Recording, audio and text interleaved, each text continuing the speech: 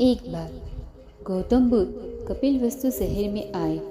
वहाँ एक बूढ़ी औरत थी जो अकेलेपन से भरा जीवन जी रही थी और शहर की सड़कों की सफाई कर रही थी। वह हर दिन कई कुलीन और शाही परिवार के सदस्यों को बड़ी संख्या में बुद्ध को उपहार देते हुए देखती थी। एक दिन सुबह उसने भी सोचा कि उसे देवरूपण बुद्ध को कुछ अर्पित करना चाहिए। जब भी वह बुद्ध की ओर देखती तो उसे एक महान प्रकाश दिखाई देता। हालांकि अपनी खराब रहने की स्थिति के कारण वह समझ नहीं पा रही थी कि उसकी जैसी गरीब बूढ़ी महिला वास्तव में ऐसे गौरवशाली दिव्य व्यक्तित्व को क्या दे सकती है। वह चुपचाप रोती हुई गली के एकांत कोने में बैठी और बुद्ध से हर रोज प्रार्थना करती कि उसे कुछ उपहार देने का अवसर दे जो उसके योग्य हो। एक दिन उस गली में मिट्टी के दीपक और तेल बेचने वाली एक नई दुकान खुलती है। उस दुकान को देखकर उसने एक छोटा सा दिया और थोड़ा सा तेल खरीदकर बुद्ध के सामने दीपक जलाने का निश्चय किया। इतना तय करने के बाद उसने सबसे पहले अपने पास मौजूद पैसों की जांच की। उसकी साड़ी में 6 तांबे के सिक्के मिले जो उसके उस दिन के भोजन के लिए पर्याप्त थे, लेकिन दिया खरीदने के लिए नहीं।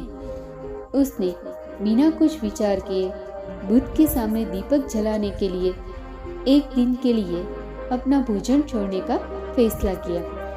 फिर वह धीरे धीरे दुकान के पास पहुंची और दुकानदार से पूछा, एक छोटा सा दीपक और उसके लिए पर्याप्त तेल कितने का है? दुकानदार ने कहा, 12 तांबे सिक्के। मेरे पास अब केवल 6 सिक्के हैं जो आज मेरे भोजन के लिए बचे हैं।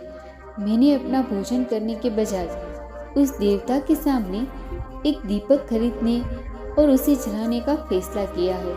कृपया मेरी मदद करें। मैं आने वाले 6 दिनों में आपको प्रतिदिन एक सिक्के के हिसाब से चुका दूंगी।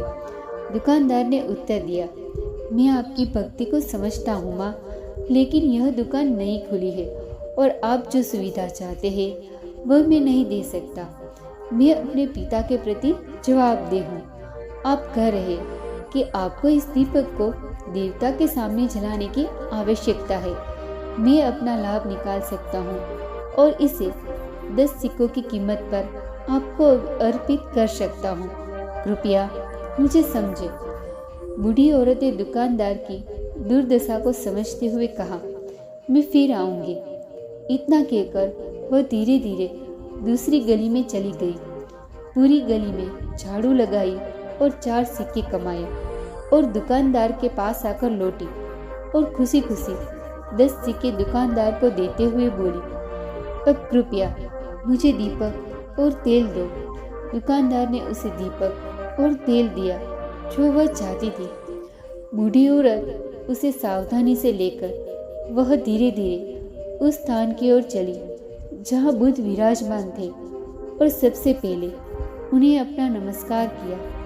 फिर बुद्ध के सामने कुछ फीट की दूरी पर एक छोटे से चट्टान के चबूतरे पर चलते हुए वह फर्श पर बैठ गई और भक्तिपूर्वक उस दीपक को जलाया। दीपक जलाने के बाद उसने उस दीपक को अपने दोनों हाथों से उठाया और बुद्ध की ओर मोड़ दिया। उन्हें एक छोटी सी प्रार्थना करते हुए कहा, इस महान आश्चर्य की मैं प्रशंसा करती हूँ, और ध्यान से उसे वापस फर्श पर रख दिया और चुपचाप चले गए।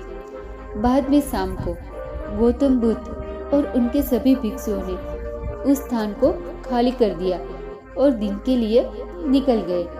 जब वे अगली सुबह लौटे तो बुद्ध भिक्षुओं में से एक को यह देखकर आश्चर्य हुआ कि बूढ़ी औरत द्वारा जलाया गया विशेष तेल का दीपक अभी भी चारों ओर बड़ी चमक फैला रहा है।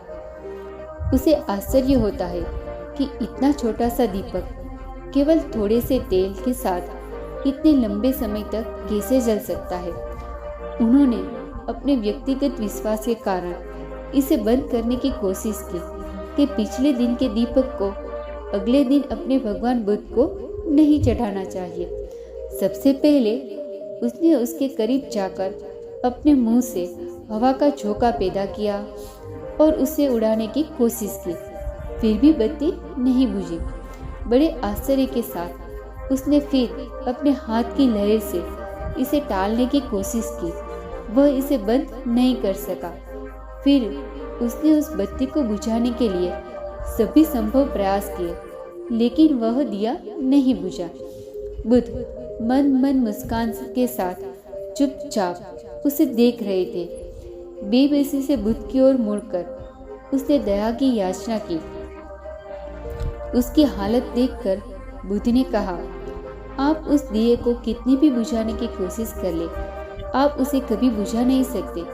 यदि तुम 7 समुद्र का सारा जल पृथ्वी पर लाकर उस पर डाल दो तो भी तुम उसे रोक नहीं सकते। वह दीपक कभी बुझने वाला नहीं है जिसे विश्व की कोई भी शक्ति बुझा नहीं सकती। अपनी ऊर्जा बर्बाद मत करो, इसे ऐसे ही छोड़ दो। वह दिया एक गरीब बूढ़ी औरत द्वारा जलाया गया था जो सड़कों की सफाई कर रही थी और दिन के लिए जीवन यापन कर रही थी। कल उसने अपना भोजन छोड़ दिया और पूरे दिन का उपवास केवल उस दिए को खरीदने के लिए किया और मेरे सामने जलाया। जब इसी अतुलनीय भक्ति का भक्त मन की इतनी पवित्रता और हृदय में इतने प्रेम से दीपक जलाता है तो बताओ कौन सा भगवान उसकी भक्ति और समर्पण से प्रसन्न नहीं होगा। यदि कभी वह दीपक बुझ जाता है तो भक्ति पृथ्वी पर मर चुकी है। बुद्ध ने जो कहा उससे उनके भिक्षु स्तब्ध हो गए और सभी भिक्षुओं ने पूछा, भगवत, क्या हम उस महान महिला को देख सकते हैं? बुद्ध अपने आसन से उठे और सीधे गली के एक कोने में चले गए जहां वह गरीब बुढ़िया सड़क पर झाड़ू लगा रही थी और उसके सामने खड़े हो गए। बुद्ध के अचानक सामने आने से बुढ़िया चौंक कर जल्दी से अपने हाथ जोड़े और फिर उनके पैरों पर गिरकर बोली, भगवत, कल आपके सामने वह दीपक जलाकर मैंने क्या गलती की थी? क्या आप मुझे दंड देने आए हैं? बुद्ध ने अपने दोनों हाथों से उसे उठाकर और उसकी ओर देखकर मुस्कुराते हुए कहा, प्यारी माँ, आप भक्ति और पवित्रता की मूर्ति है। आप जैसा भक्त पाकर मैं धन्य हूँ। कल आपने जो दीपक जलाया था वह अनंत काल तक जलता रहेगा। इसे स्वर्ग के देवता भी देखेंगे। मेरे मित्र आपके दर्शन करने आए हैं, कृपया उन्हें आशीर्वाद दे माँ।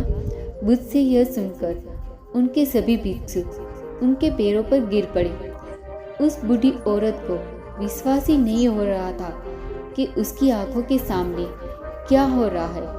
उसने बुद्ध की ओर देखा।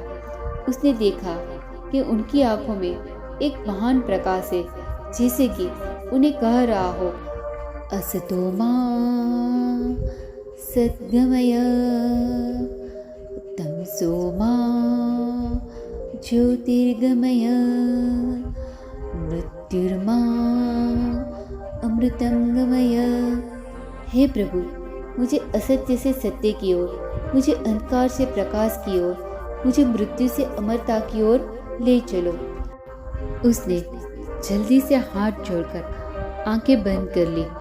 उसकी स्थिति को समझते हुए बुद्ध उसके पास आए और उसके दोनों कंधों को अपने हाथों से पकड़कर कहा, माँ, आपने अपनी अतुलनीय पवित्रता और अपनी अद्वितीय भक्ति से देवत्व को जीत लिया है।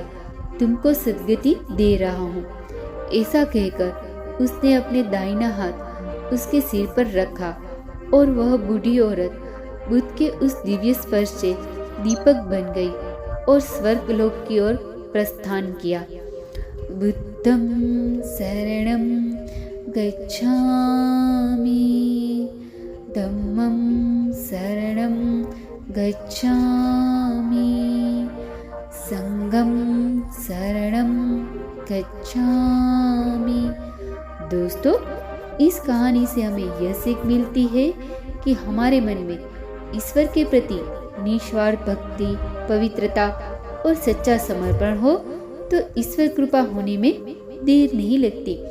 दोस्तों, अगर आपको मेरी ये कहानी पसंद आई हो तो प्लीज़ चैनल को लाइक, सब्सक्राइब और शेयर कीजिए।